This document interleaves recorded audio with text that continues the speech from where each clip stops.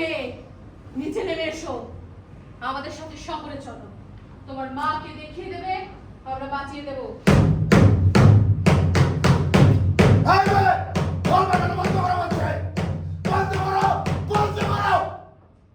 দেখলে তো থেমে গেল। ও আসলে আপনাকে বিশ্বাস করতে পারছে না। কি বললে?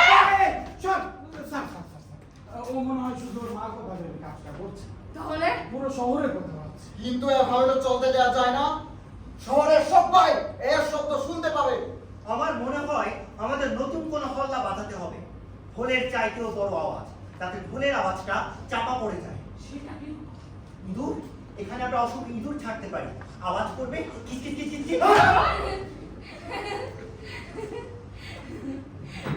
ও হাসছে, ও আমাদের সাথে ঠাট্টা করছে। অসহ্য! ওকে আমি এক্ষুনি গুলি করবো। এই বন্দুকটা নিয়ে এসো। স্যার, আমার মাথায় আর বুদ্ধি এসেছে। এই যে গাড়িটা, ওইটা ওদের একমাত্র সম্ভব। ওইটা ভাঙতে শুরু করলেই ও সুর করে নেমে আসবে। এভাবে তাকাচ্ছিস কেন? আমি তো খারাপ কিছু বলছি। এই মেয়ে, খবরদার ঢোল বাজানো বন্ধ করবে না। তুমি বাজানো বন্ধ করলে শহরের সব মানুষ পড়বে। আমি তোমাকে বলছি, তুমি বাজাও বাজাও বাজাও। এই বিমল খারাপ!